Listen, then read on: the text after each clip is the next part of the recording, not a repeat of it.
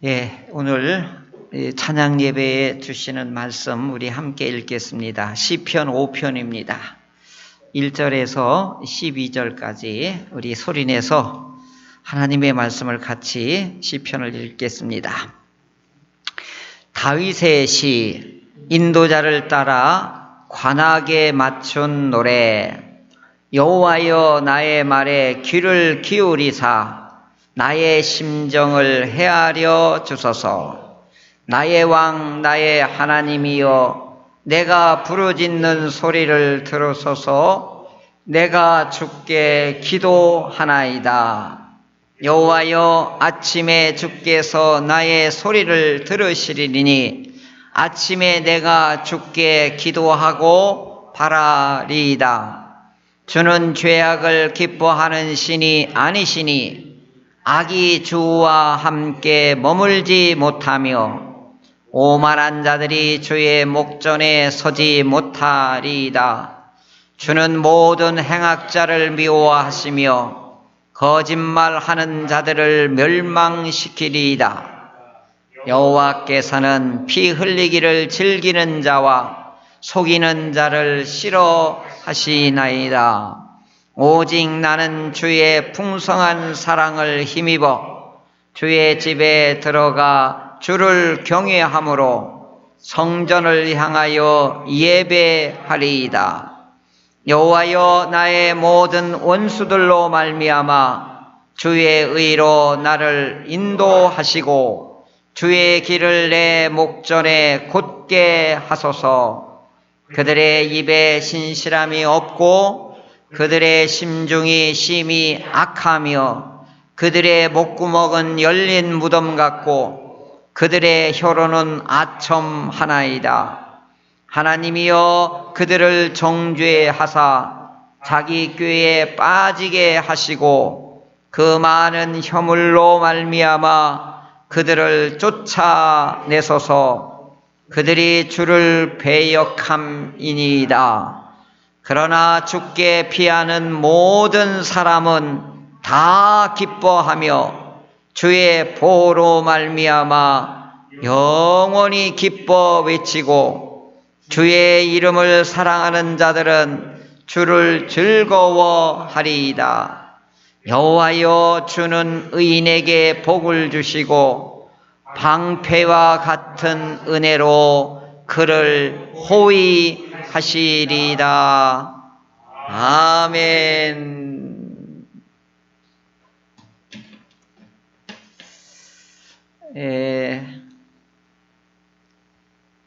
손호영 집사님이 오늘 기도를 해 주셨는데 이 연세에 두서도 맞고 내용도 좋고 그리고 교회를 사랑하는 기도, 이런 기도가 얼마나 은혜스러운지 감사합니다. 하나님 나라 갈 때까지 총기 잃지 않는 하나님의 복이 있기를 바랍니다. 아멘. 오전에 우리 하나님의 말씀을 들었어요. 다른 건 다 기억이 안 나더라도 세 구절만 기억이 나면 좋겠어요. 항상 성령 안에서 기도하자. 항상 성령 안에서 기도하자. 또 성령 안에서 깨어 기도하자. 또 마지막에 오늘 또 있죠? 성도를 위하여 기도하자. 이 세 가지 말씀은 꼭 기억하면 좋겠어요. 항상, 언제나 성령 안에서 기도합시다. 기도하자. 두 번째, 깨어 기도하자. 세 번째, 성도를 위하여 기도하자.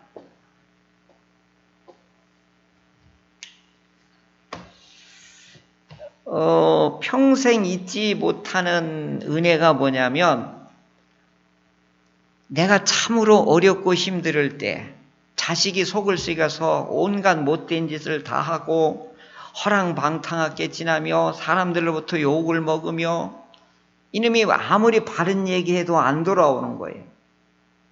그러니까 어머니가 작정하고 철야 기도를 하기 시작을 했어요. 그러면서 옆에 있는 권사님 앞에 우리 아들을 위해서 좀 기도해 주세요. 이렇게 했어요.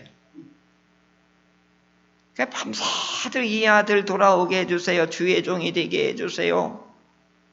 이게 한 6개월 정도 기도를 했어요. 6개월 정도. 근데 이 아들이 이제 목사님이 됐어요. 그러면 기도를 부탁했을 때 기도를 해준 그 권사님의 은혜는 평생 안 있는 거예요. 할렐루야. 목사님이 성도님들한테 목사님을 위해서 기도해 주십시오 했을 때 목사님을 위해서 기도하면 평생 못 잊는 거예요. 마찬가지로 목사님이 기도해서 성도들의 영육간에 하나님의 복이 임하게 하는 그거 잊지 못하는 거예요. 이게 교회에서의 유기적이고 살아있는 교회, 하나님의 지체, 하나님의 성도, 하나님의 백성의 공통적인 성령 안에서 한 식구가 되는 거예요. 한 식구. 우리나라 말이 좋은 게 뭐냐면 이건 다 이스라엘과 유럽 쪽에서 나온 말이고 우리나라 말이 가장 좋은 말이 뭐냐면 식구의 식구. 또 중요한 말이 뭐냐면 오늘 꼬맹이들 보니까 6살짜리하고 4살짜리하고 서열을 정하는데 오늘 누구 친구다 그랬더니 아니에요. 동생이에요. 동생. 요 놈들이 그러는 거예요. 서열을 얼마나 이게 어릴 때부터 이건 가르쳐 준 게 아니에요. 근데 우리 아이뿐만 아니라 뱃속에서부터 싸우니까 야구과에서도 어머니 뱃속부터 싸우니까 서열 싸움 했으니까. 근데 이게 특별히 우리나라에서는 이 서열 싸움보다도 이것도 친근감이 있는 서열 싸움이 있어요. 그게 뭐냐? 형님이라고 부르면요 갑자기 가까워져요. 한 살이라도 우위라고 하면 형님 좀 도와주세요. 그러면 그러면 이렇게 그러면 다 도와줘요. 근데 목사님 좀 도와주세요. 뭘? 성님 도와달라고 하면 갑자기 친밀함이 생겨가지고 호주머니에서 뭐가 나오는데 이렇게 했다든가 아저씨 이렇게 했다든가 그러면 어린 반푼어치도 없어요. 그래서 제가 이제 목사님이라고 한 칭호는 신성한 칭호거든요. 그러면 성님인지 아우니 하는 것은 가족 단위에서 부르는 이게 서열 형식이란 말이에요. 목사님하고 이것은 신성시하는 용어예요. 근데 우리는 신성시하는 용어보다는 성님 아우라고 하는 것이 확 다가오는 거예요. 이게 우리나라만의 특징인 거예요.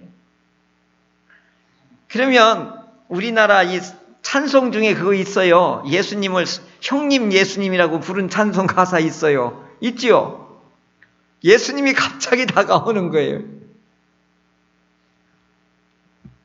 종우나 우리 직장생활 하는 분들은 우리나라의 정서나 문화 속에는 과장님, 부장님, 팀장님 하는 것보다 그 성님 이거에 다 통하는 거예요.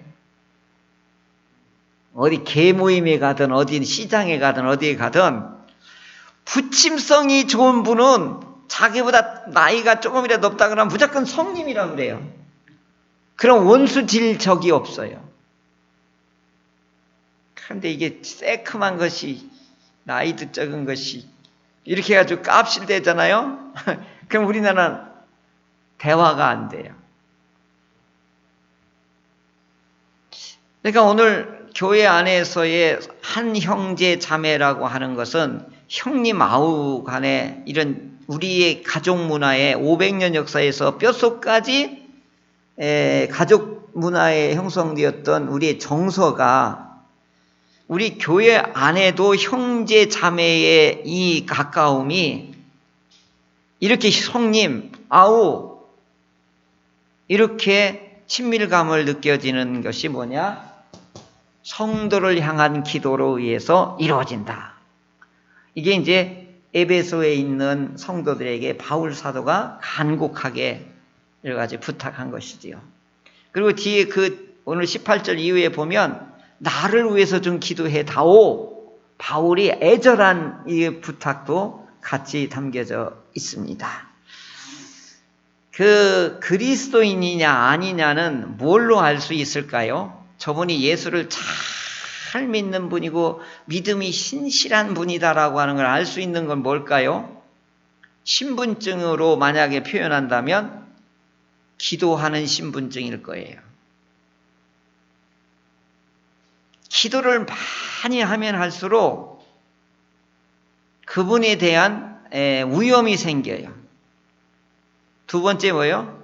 그분을 향하는 다정함이 생겨요. 기도를 많이 하는 분들에게는 저분은 교회 다니는 분이구나 라고 그렇게 인정하기가 쉬워요. 왜 그럴까요? 하나님의 성품이나 하나님의 신성이 그분에게 내재가 많이 들어와 있기 때문에 그래요. 근데 똑똑한 사람은 사람이 안 붙어요. 사람이 안 붙어요. 조금 어수룩하고요. 마음이 후덕한 사람에게는 사람이 많이 있어요. 우리 이웃교회에 있는 우리 후배 목사님인데 옳고 그런 얘기는 한 번도 안 해요. 어떤 날 답답할 때가 있어요. 근데 거기는 후배나 선배 목사님들이 거기는 바글바글해요. 내가 이게 우리 개청 예배 드릴 때 내 얼굴 보니까 한 사람도 안 붙게 생겼어요. 얼굴이 너무너무 샤프하고 똑똑하게 생겼어요. 이렇게 보니까. 근데 누가 사람이 붙겠어요? 저기 가면 먼지도 하나 안 붙겠다. 이렇게 생각하니까. 좀 이렇게 후덕하니 생각해가지고 홍길동처럼 생기면 좋을 텐데. 그래서 우리 집사람을 저한테 붙여줬나 봐요. 후덕한 사람. 그러니까 이제 기도를 많이 하면, 기도를 오래 하고 기도를 많이 하고 기도가 깊어진 사람에게는 하나님의 성품이 거기에 묻어 있어요. 그게 중요한 거지. 그러니까 예수 믿는 신분증을 내놓으라고 하면 기도하는 신분증을 내놓을 수 있어야 됩니다. 그래서 대전 충현교회가 기도하는 분들이 좀 더 많아지고 기도 훈련도 많이 하고 기도도 많이 하고 기도의 응답도 많이 일어나고 기도의 깊이에 들어가는 분, 기도의 체험이 많은 그런 목회를 제가 많이 했어야 되는데 그건 하나님과 우리 교회 앞에 제가 하나님 앞에 참여하는 것입니다. 앞으로도 기도가 더 많이 깊어지는 우리 대전 충현교회가 되기를 소원합니다. 아멘. 자, 오늘 5편은 다윗의 시예요. 다윗의 시인데 이 형식상으로 보면 개인 탄식이에요. 개인이 막 절규하는 절규의 기도예요. 이걸 탄식시라고 그래요. 라멘트라고도 하는데 이 시를 구분할 때에 문학적인 장르로 구분하면 개인 탄식하는 기도예요. 내용상으로는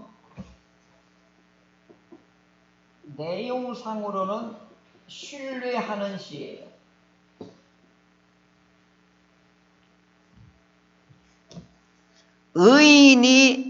의인은 하나님이 보호한다고 하는 신뢰가 이 5편에 담겨져 있는 거예요.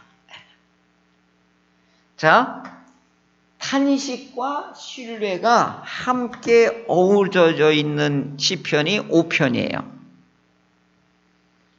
자, 바로 이 왜 이런 탄식을 하게 되었느냐 하는 거죠.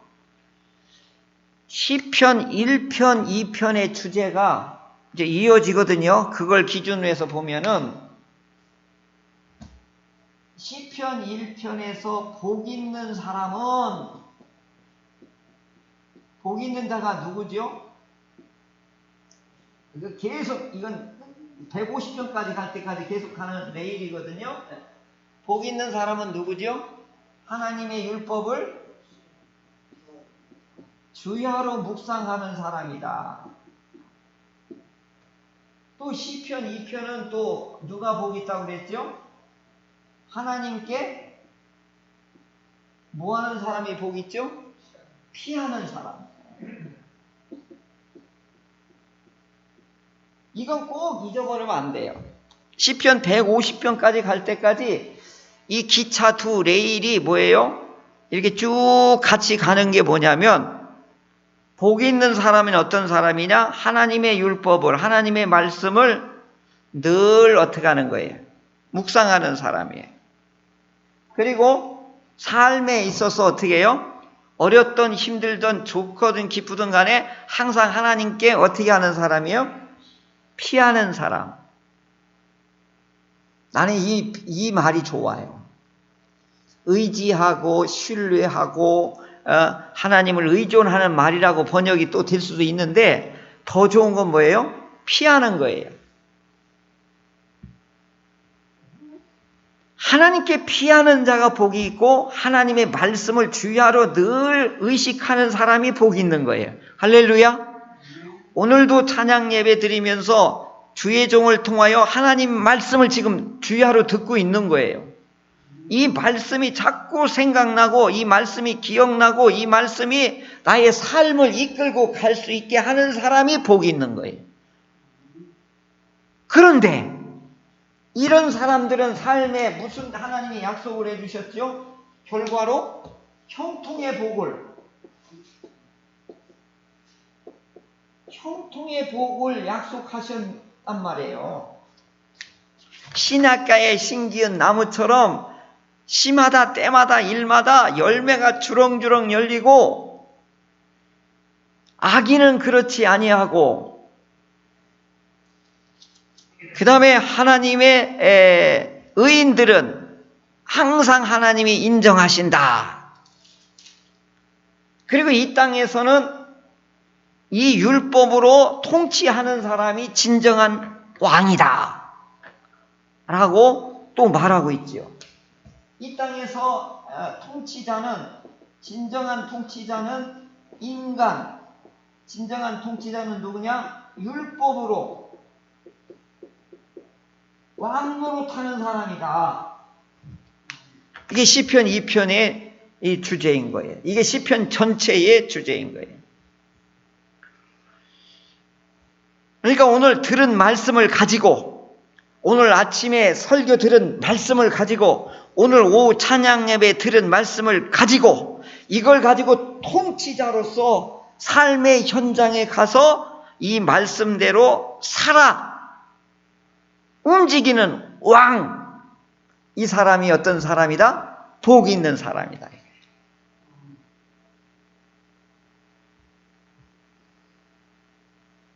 이해가 되시죠? 복 있는 사람이 어떤 사람이다?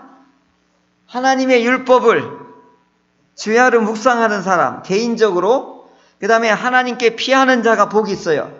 근데 공동체, 나라에서는 대통령이나 왕이나 군수나 대전시장이나 이 사람들 중에 하나님의 율법대로 어떻게 해요? 통치하는 사람이 진짜 왕이다 이거예요.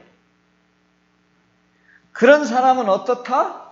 결과적으로 하나님이 무슨 복을 주신다? 형통한 복을 주신다. 할렐루야. 이건 꼭 기억하셔야 돼요. 이게 150편 갈 때마다 늘 앞에 또 설명을 드릴 거거든요. 그러면은 삶의 현장에 딱 들어섰는데, 다윗이 하나님을 의지하고 시마다 때마다 항상 하나님 앞에 예배 드리고 쫓겨가면서도 하나님을 꼭 제사 드리고 예배 드리는 건 잊지 않고 그렇게 살았는데 왜 의인에게 어려운 일이 찾아옵니까? 왜 압살롬한테 피해야 됩니까? 왜 의인이 고난을 당해야 됩니까? 라고 뭐 한다고요? 절규를 지금 하고 있는 거예요.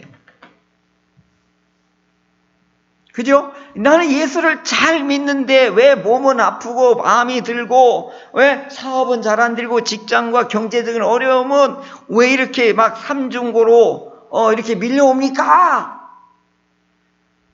분명히 말했잖아요. 하나님의 말씀을 지키고 따르고 그렇게 살면 하나님께 비하면 형통한 복을 주신다고 했는데 왜 이런 고난을 주세요? 라고 하나님이요 막 이렇게 부르짖는 게 이 탄식의 기도인 거예요.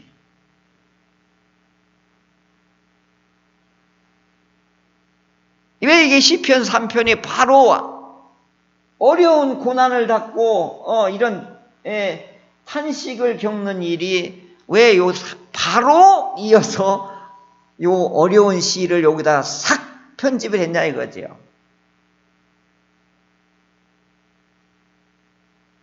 이게 이제 시편은 역사를 나타내는 거기도 해요. 왜냐하면 말씀대로 살아봤던 사람들의 역사를 이렇게 배열을 해놓은 거예요. 그러면은 압살롬한테 다윗이 피할 때가 언제예요? 다윗이 죄를 짓고 쫓길 때예요. 자, 예수를 믿는 사람들 중에 죄를 지을 때도 있고 범과할 때도 있고 잘못할 때도 있는 거예요. 맨날 100% 온전한 삶을 살아요? 안 그렇잖아요. 이제 뒤에 나와요. 믿는 사람들이 잘못한 악의 편에 쓸 때가 있어요. 악의 편에 쓸 때가 언제냐 하는 거죠. 죄의 편에 쓸 때가 언제냐 하는 거죠. 이때 의인들은, 믿는 사람들은 죄에 쫓긴다. 이걸 보여주는 거예요.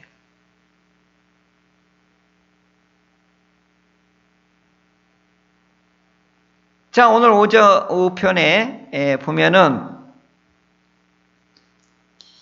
여호와여 나의 말에 귀를 기울이소서 나의 심정을 헤아려 주소서 나의 왕 나의 하나님이여 내가 부르짖는 소리를 들으소서 내가 주께 기도하나이다. 여호와여 아침에 주께서 나의 소리를 들으시리니 아침에 내가 주께 기도하고 바라리이다. 아멘.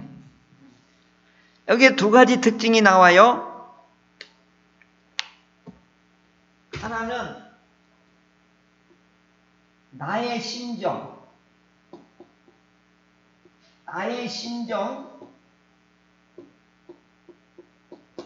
또 두 번째는 뭐가 나오면 부르짖는 소리.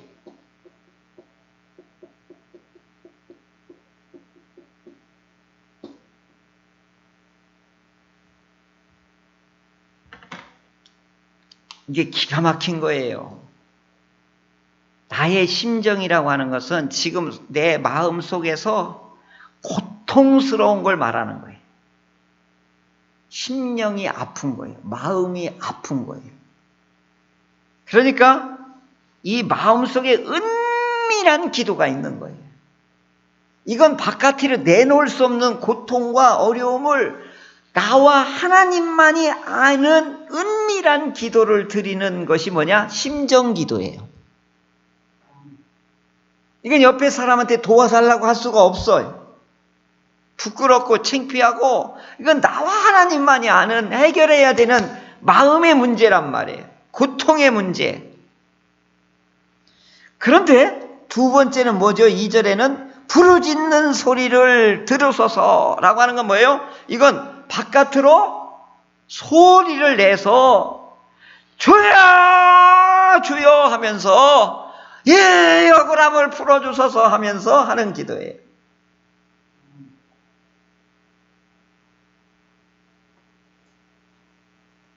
이 부르짖는 기도의 특징은요,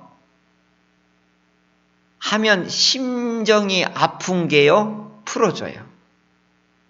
부르짖는 기도를 하면. 장점이 그거예요. 그리고 하나님이 급히 응답을 해주셔요. 부르짖는 기도는. 그러니까 지금 다윗이 굉장히 아픈 거예요. 힘든 거예요. 왜 그럴까요? 원수들이 다윗을 지금 공격해 오는 거예요. 그런데 지금 다윗이 이 기도를 언제 드리는 거죠? 저녁에 기도해요? 심야에 기도를 하는 거예요? 정오에 하는 거예요? 아침에 하는 거예요? 아침에 기도하는 거예요. 우리로 말하면 이게 무슨 기도예요? 새벽 기도예요. 이제 이 히브리 사람들, 이 성경을 체험하고 경험했던 이분들도 아침에 기도를 하면 하나님이 100% 들어준다는 걸 이 사람들은 알고 있는 거예요. 왜 그러냐면 하나님께서 아침에 역사한 것이 굉장히 많아요.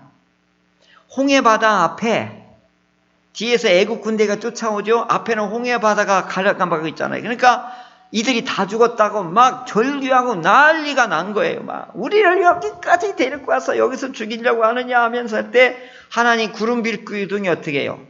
애국 군대와 이스라엘 백성 사이에 여기서 딱 구름 불기둥으로 이걸 막아내잖아요. 접근을 못하도록 막 불로 막아내는 거예요. 막 불로. 감히 어디를 접근하려고 그러냐고. 그리고 새벽에 그 홍해 바다를 갈라요. 할렐루야. 아침에 그 바다를 갈라낸다고. 이들은 이 경험이 있기 때문에 아침에 하나님이 크게 응답한다는 걸 이들은 뼛속까지 알고 있는 거예요. 또 아수르가 이스라엘을 공격하려고 18만 5천 명이 대군이 어떻게 해요? 막 이스라엘에 쳐들어서 막 포위했는데 그 다음날 아침에 보니까 18만 5천 명이 전염병에 의했는데 다 죽어버린 거예요. 언제 그랬냐? 아침에. 그리고 시편 46편 5편에도 뭐라고 이들이 기도하냐면 새벽에 하나님이 도우신다. 그러니까 오늘 우리가 새벽 기도하는 게 대한민국 하나님의 교회가 부흥했던 게 뭐냐? 새벽 기도인 거예요. 할렐루야. 요즘은 지쳐서 새벽에 못 나오신다고 다들 그러는데 제가 가만히 생각해봐요. 한국 교회가 쇠퇴해지는 이유는 뭐냐면 하나님의 능력을 안 믿는 거예요. 하나님의 응답을 가볍게 보는 거예요. 그러니까 기도하지 않는 거지요. 달라고도 안 해요. 의지하지도 않고 피하지도 않아요. 부르짖지도 않아요. 그러니까 어떻게 해요? 하나님도 개정 휴업한 거예요. 요즘 우리 교회나 뿐만 아니라 한국 교회가 이 문제에 봉착해 들어가는 거예요. 아, 어떻게 철야를 기도해요? 심야 기도가 점점 어떻게 해요? 그전에 11시에서 12시까지 했거든요. 그 다음에 10시에서 11시로, 9시에서 10시로, 8시에서 9시로 점점 어떻게 해요? 기도가 안 되니까. 모이는 게 안 되니까. 이게 한국교회 현실이거든요. 코로나 때문에 이게 더 확장이 돼버렸어요. 근데 이제 다들 편하고 좋았잖아요. 근데 문제는 예수 믿는 사람들의 표식이 나타나질 않는 거예요. 예수 믿는 형식이나 내용이 분위기나 말이나 행함이 안 나타나는 거예요. 믿는 사람인지 안 믿는 사람인지 구분이 안 가요. 옛날이 아니에요. 우리 조금 전에만 하더라도 주일 지키는 건 목숨 걸고 지켰다고. 이게 예수 믿는 표식이었어요.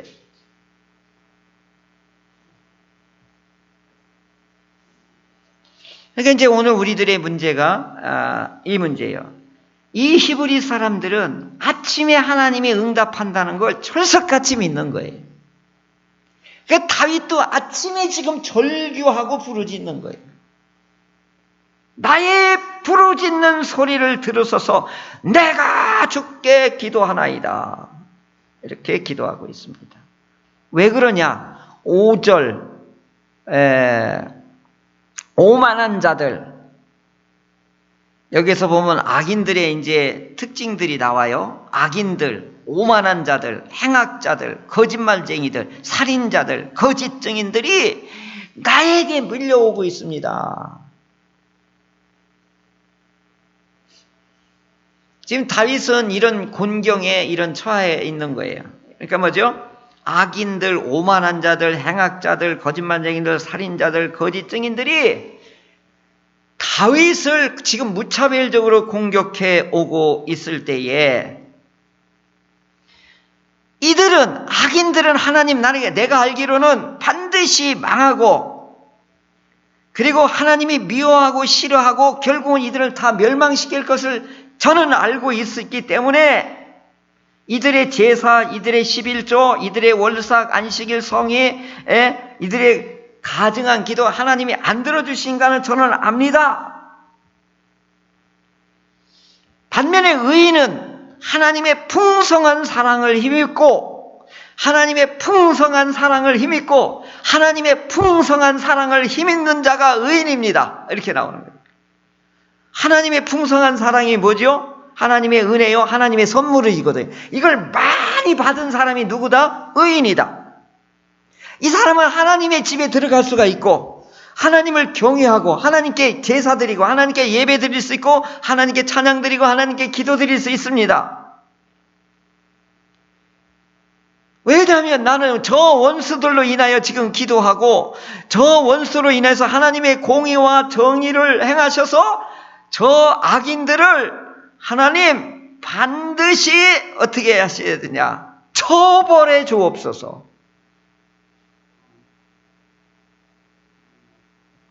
허물로 인하여 저들을 처벌해 주소서. 이게 지금 다윗의 기도예요. 그러니까 의인은 하나님의 말씀대로 하나님 공의로 세워주고, 악인들은 하나님의 공의와 정의로 처벌해 주세요. 의인들에게는 하나님의 풍성한 사랑을 있게 하시고, 악인들에게는 하나님의 처벌을 해 주옵소서. 왜냐하면 이게 나와요. 왜 그럴까요? 왜냐하면 그게 이제 뒤에 나와요. 11절 보세요. 자, 왜 의인에게는 이런 풍성한 사랑을 힘입고 악인들에게는 하나님 처벌을 해야 되는 것이, 이게 하나님의 공의와 정의입니다. 왜냐하면 11절에 그게 나와요. 읽어볼까요? 앞에. 그러나 주께 피하는 모든 사람은 다 기뻐하며 주의 보호로 말미암아 영원히 기뻐 외치고, 주의 이름을 사랑하는 자들은 주를 즐거워하리이다. 자, 아까 여기서 뭐죠? 복 있는 사람은 뭐죠? 하나님께 피하는 자라고 그랬잖아요. 반복하는 거예요, 이게. 자, 그러면서 마지막에 뭐냐? 주께 피하는 자의 복이 뭐냐? 여기 나와요. 방호복으로 하나님의 은혜가 방패가 되고 방호복이 돼서 머리에서 발끝까지 사면 육각을 어떻게 하는 거예요? 꽁꽁 하나님께서 안전한 방호복으로 은혜로 호위하신다. 할렐루야. 이걸 다윗은 굳게 믿고 절규와 탄식을 하면서 하나님 앞에 기도하고 있는 것입니다. 그러나 악인은 결국 망하리이다. 이 시편 1, 2편을 다윗은 굳게 어떻게 해요? 알고 믿고 신뢰하면서 의인은 하나님의 풍성한 사랑을 잊고 악인은 하나님의 공의로운 처벌을 받게 하소서. 이게 기도인 것입니다. 저희 막내 아우가 사업을 하면서 그 사업주가 공금을 80억을 횡령하고서 그걸 대표 씌운 거예요. 그래서 그 싸움을 3년 동안 했는데, 이 사람은 우리나라 최고의 변호사 사무실을 동원하여 하고 여기는 맨몸으로 이 법적인 싸움을 했어요. 그래서 기도 요청이 왔어요. 형님 기도해 주세요. 그래서 매일 기도한 게 뭐냐면 공의와 정의로 하나님 반드시 이기게 해주세요. 지난달에 이겼어요. 지난달에. 그래서 할렐루야 했어요. 하나님의 공의와 정의에 대해서. 정말 하나님의 공의와 정의가 합력해서 이루어집니다. 그래서 우리의 기도가 정말로 중요한 기도는 뭐냐면 내가 의인인 것이 내가 분명하다고 하면 악인에 대한 처벌의 기도는 당연한 거예요. 내가 의인이라고 하면은 어떻게 해요?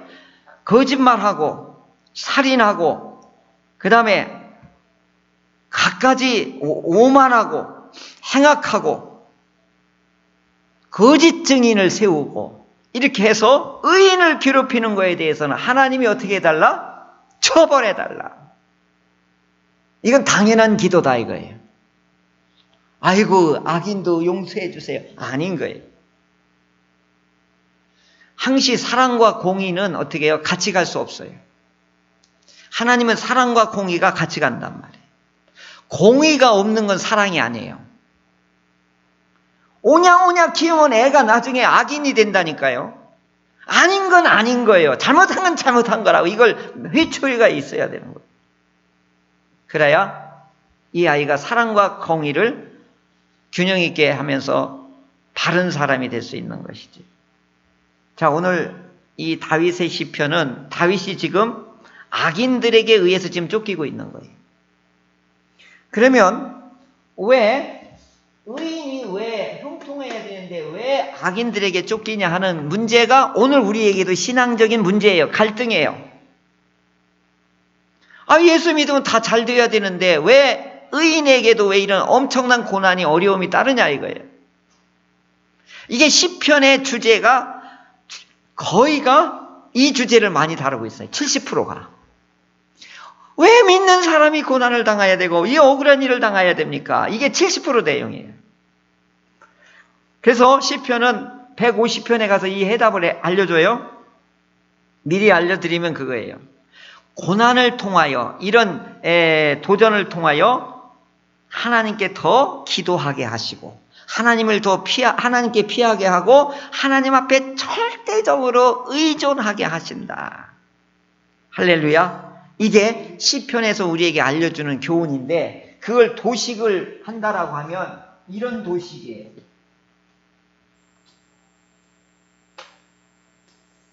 탄식거리가 생긴단 말이에요. 그렇죠? 탄식하는 일들이 우리에게 믿는 사람들에게 도전하고 어려운 일들이 이렇게 다가온단 말이죠. 그러면 탄식할 수밖에 없어요.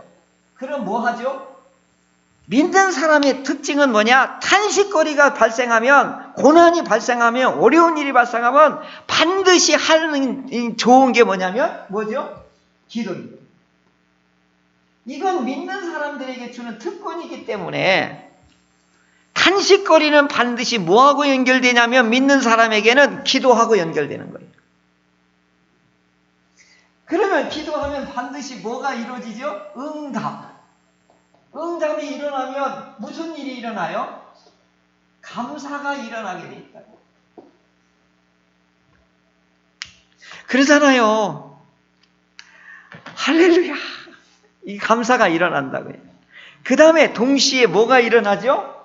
감사가 일어나면서 손을 들고 뭐 하죠? 찬양을 하게끔 되어 있습니다.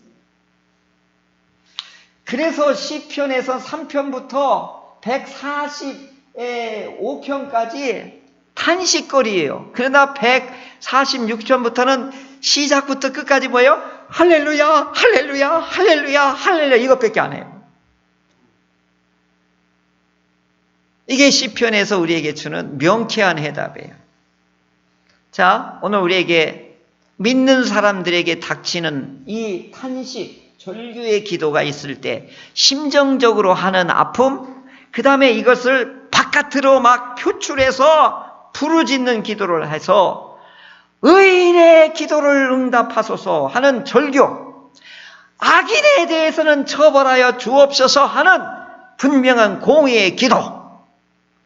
그 다음에 하나님께 피하는 자가 하나님의 방패와 같은 은혜로 호위하십니다. 이런 확신, 신뢰, 이를 통하여 오늘 이 어려울 때에도 이 탄식이 변하여 기도가 되고, 기도의 응답을 통하여 감사가 되고, 감사를 통하여 하나님께 찬양이 우리 삶 속에 이루어지기를 주의 이름으로 축원합니다.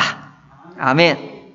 하나님, 어려운 일을 당할 때, 그리고 고난이 겹쳐올 때, 막막할 때, 악인들이 거짓으로 우리를 명예를 훼손하고 우리를 조롱할 때, 하나님께 더욱더 가까이 가고 피하고 의지하여, 의인은 은혜로 호위하시고 악인은 그 대가로 처벌하여 주셔서 하나님의 공의와 정의와 사랑이 사랑하는 주의 성도들의 삶 속에 분명하게 이루어져서 우리의 입술에서 찬양이, 삶 속에서는 감사가 넘쳐나는 귀한 성도들의 삶으로 이끌어 주옵소서.